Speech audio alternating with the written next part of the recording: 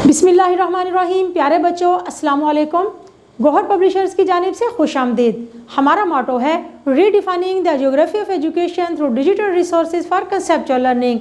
मेरा नाम साजिदा नूर है। आज के इस वीडियो लेक्चर में हम गौहर निदाए उर्दू जमात छशम के सबक नंबर 1 की मश्क का बकिया हिस्सा करेंगे। तो आइए चलते हैं हासिलात ताल्लुम की जानिब। आज के इस लेक्चर के हासिलात ताल्लुम हैं इबारत यानी कि नज़म व नसर पढ़कर इसमें मौजूद मालूमात और तसव्वुरात अख़ज़ कर सकें, नज़म पढ़कर मरकज़ी ख़्याल लिख सकें और मुतज़ाद अल्फाज की इबारत में पहचान और इस्तेमाल कर सकते हैं। तो आइए चलते हैं अपने मश्क की जानिब। प्यारे बच्चों, पढ़ने से पहले मैं आपसे कुछ सवालात पूछना चाहूँगी। नज़्म में शायर ने अल्लाह ताला की किन किन नेमतों का ज़िक्र किया है? जी हाँ, अल्लाह ताला की बहुत सारी नेमतों का जिक्र किया है, जैसे ज़मीन, आसमान, फूल, फल, जानदार, बेजान तमाम अशिया। दूसरा सवाल है, इंसान की कौन सी सिफ़त उसे दूसरी मखलूक़ात से मुमताज़ करती है? जी हाँ, इंसान की अक़ल और शऊर जो उसे अशरफुल मखलूक़ात बनाती है। प्यारे बच्चों, हमारी मश्क की अगली सरगर्मी है दर्ज झेल अशार को पढ़कर इससे हासिल होने वाले तसव्वुरात और मालूमात अपने अल्फाज में लिखें। आपने दिए गए अशार को पढ़ना है, इसके मफ़हूम को समझना है, फिर आपने अपने अल्फाज में बताना है कि आपने इन अशार से क्या समझा, कौन सी मालूमात हासिल की, या फिर ये कि शायर इन अशार में क्या कहना चाहते हैं। तो आइए पढ़ेंगे अब हम ये अशार। हर तरफ तेरी जलवागरी ज़ुफ़शां, ज़र्रे ज़र्रे से है तेरी हिकमत आया, परिंदों के उड़ते हुए कारवां, तेरी अज़मत का है खूबसूरत निशान। दिन को सूरज से देता है तू रोशनी, रात में चांद तारों का दिलकश समा। हर जगह तेरी रहमत के आसार हैं, ए खुदाया तेरी बख्शिश की हद है कहाँ। तो इन अशार का मफ़हूम अगर हम समझें तो शायर अल्लाह ताला की तारीफ़ व तौसीफ़ बयान करते हुए कह रहे हैं कि हर तरफ अल्लाह ताला की जलवागिरी है, हर शय में अल्लाह ताला नज़र आते हैं, उसकी हिकमत नज़र आती है। उड़ते हुए परिंदों के कारवां हों तो उनमें भी अल्लाह ताला की अज़मत की खूबसूरती नज़र आती है।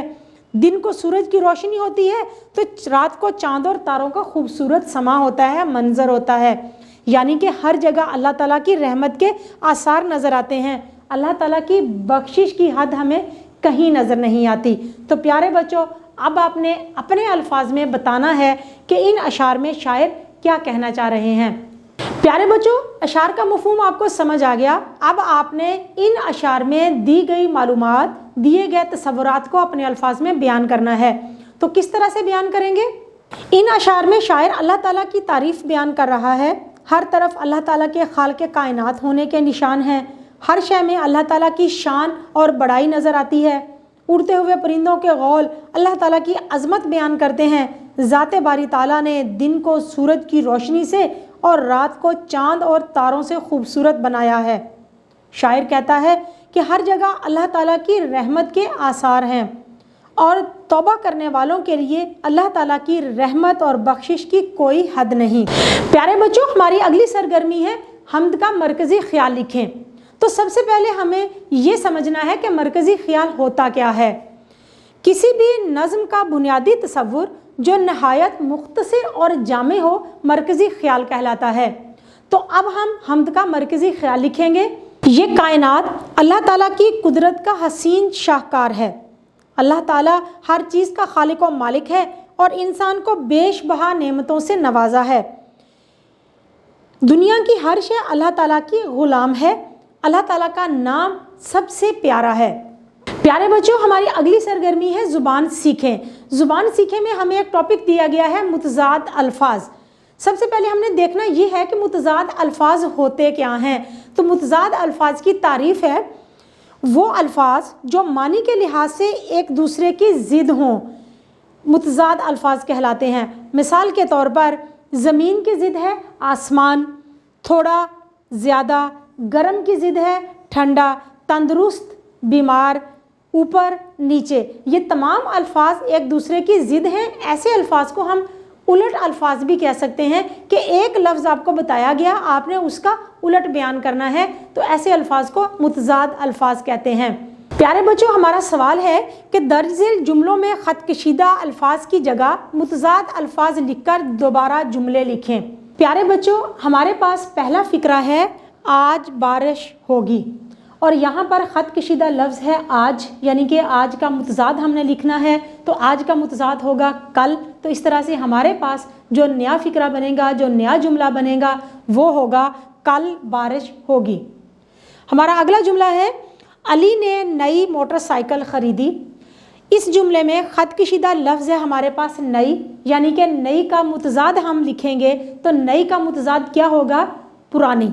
ہمارے پاس جو جملہ ہم دوبارہ لکھیں گے وہ کچھ اس طرح سے ہوگا علی نے پرانی موٹر سائیکل خریدی۔ اگلا جملہ ہے ہمارے پاس سلیم بہت لائق بچہ ہے۔ اس جملے میں جو خط کشیدہ لفظ ہے وہ ہے لائق، یعنی کہ لائق کا متضاد ہم لکھیں گے تو لائق کا متضاد ہوتا ہے نالائق۔ تو جملہ کچھ اس طرح سے بنے گا سلیم بہت نالائق بچہ ہے۔ اگلا جملہ ہے ہمارے پاس طاہر کو کاروبار میں بہت نفع ہوا۔ اس جملے میں خط کشیدہ لفظ ہے ہمارے پاس نفع، تو نفع کا متضاد ہوگا نقصان۔ تو نیا جملہ جو ہم لکھیں گے وہ ہوگا طاہر کو کاروبار میں بہت نقصان ہوا۔ ہمارے پاس آخری جملہ ہے یہ شہر بہت پیارا ہے۔ اس جملے میں خط کشیدہ لفظ ہے شہر، یعنی کہ شہر کا متضاد ہم لکھیں گے تو شہر کا متضاد ہوتا ہے گاؤں۔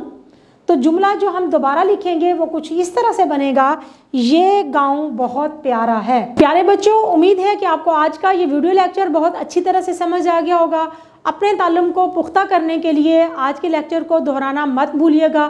خاص طور پر جو گرامر کی چیزیں ہوتی ہیں وہ مشق سے آتی ہیں، تو متضاد الفاظ کی آپ نے زیادہ سے زیادہ مشق کرنی ہے۔